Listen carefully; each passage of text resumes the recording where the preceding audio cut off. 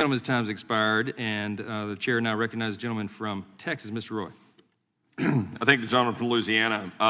Ms. Neely, I know you wanted to comment just a minute ago. I just wanted to see if I could get you to, within maybe 2 or 3 minutes, so I can go to another subject, explain a little bit of the great work that your organization has been doing. I think you're one of the true experts here and one of the heroes in exposing what has been going on in this administration to target parents.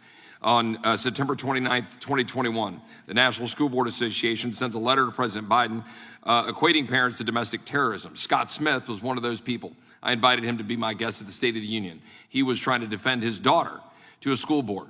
And then he suddenly becomes the poster father for, quote, domestic terrorism.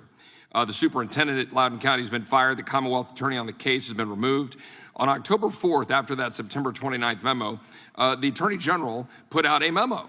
And I know that the gentlelady is familiar with it. On October 20th, and the FBI Assistant Director of Counterterrorism sent an email referencing the October 4th Garland directive, and then established the threat tag, domestic terrorism, which the Judiciary Committee ranking member just blithely just sweeps aside. It would be not concerning at all for an American to be have a threat tag associated with them as a domestic terrorist.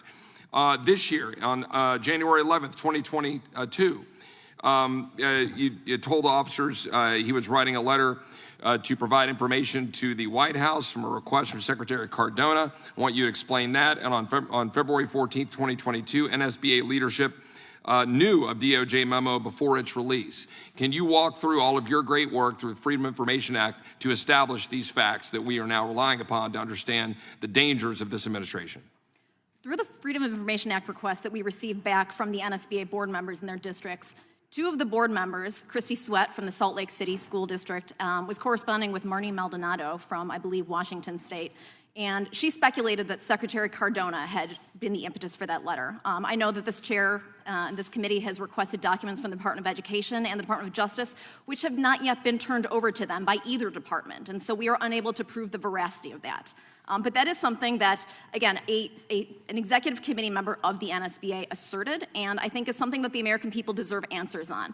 The fact that Mary C. Wall, who is a senior advisor in the Domestic Policy Council at the White House, was intimately involved in this, maintains her job to this day, and is, I believe, a leader in the COVID-19 response team, has not yet been held accountable for this. No one who was involved in the genesis of this memo has ever been called to account for this. And so we demand answers on that. I think we deserve to know answers to that. How our tax dollars were weaponized against us as American citizens. This is a betrayal of us as Americans. Is there any doubt in your mind that there was collusion between the National School Board Association and the White House and the Department of Justice to target parents and coordinate the threat tag of domestic terrorism in light of the engagement in parents and school boards like Scott Smith? There's no question in my mind whatsoever. This had been in the works for several weeks before.